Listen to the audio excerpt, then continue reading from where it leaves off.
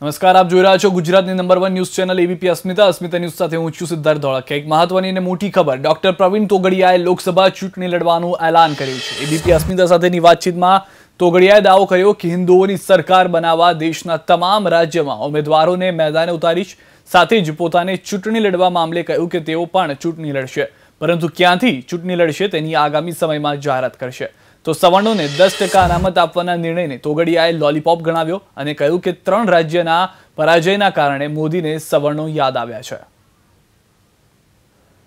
10% આર્થિક અનામતનો કહેવાય રહ્યો છે કે માસ્ટર સ્ટ્રોક ભાજપનો અને મોદી સરકારનો છે। ત્યારે ખાસ ડોક્ટર પ્રવીણભાઈ તોગડિયા આપણી સાથે છે, તેમની સાથે વાત કરીશું। પ્રવીણભાઈ, ખાસ એક માસ્ટર સ્ટ્રોક મનાઈ રહ્યો છે 2019 લોકસભા પહેલા। મોદીજીના 4.5 વર્ષ પછી સવર્ણો યાદ આવ્યા, જ્યારે એમના જ રાજ્યમાં 52,000 ખેડૂતોએ આત્મહત્યા કરી, ગુજરાતમાં 14 પટેલ યુવાનોને ગોળીએ માર્યા, મહારાષ્ટ્રમાં 41 મરાઠા યુવાનોને મરવાયા, જાટો પર અત્યાચાર કર્યા, આટલા યુવાનોએ બેરોજગારીથી આત્મહત્યા કરી।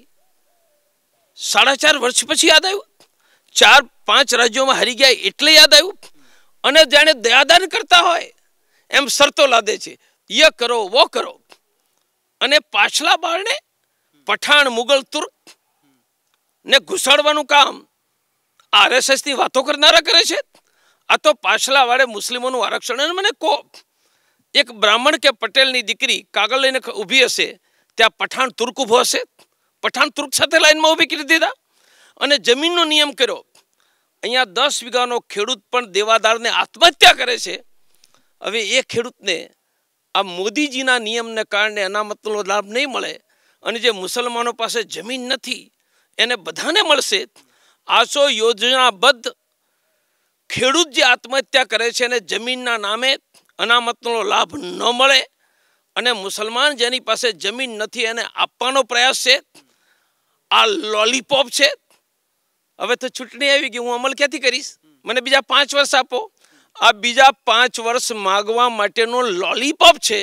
પણ લાગે તો 4.5 વર્ષ પહેલા એમણે આપ્યું હોત, શરત વગર આપ્યું હોત, અને એમાં મુસલમાનોને સામેલ કર્યા વગર આપ્યું હોત। પણ લાગે છે એના કારણે, ભલે જે કોઈ મુદ્દા હોય, માઇનોરિટીની અનામત પણ સાથે લાભ મળતો હોય, પણ લાગે છે એના કારણે લાભ મળશે? અરે ક્યાંથી લાભ મળશે?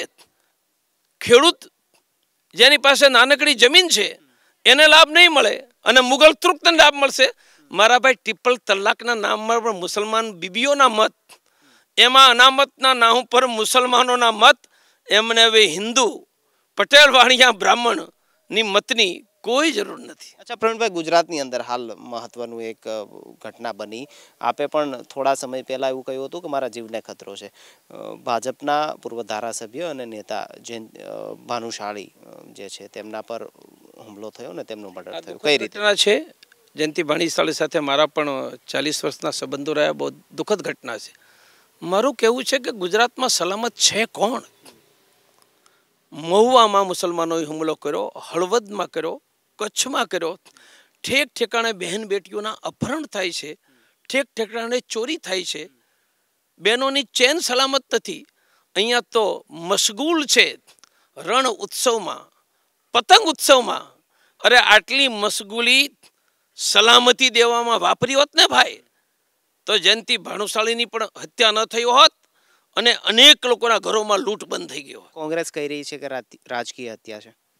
મારે એના માટે કંઈ નથી કહેવું, એ પોલીસ નક્કી કરશે। કઈ રીતની તૈયારી, છેલ્લો પ્રશ્ન, લોકસભાની? કારણ કે તમે કહી રહ્યા છો કે લોકસભા ચૂંટણીની અંદર પણ તમે ઝંપલાવશો। રામ કિસાનો કા દામ, યુવાઓ કા કામ और व्यापारियों का सम्मान, अब की बार हिंदुओं की सरकार।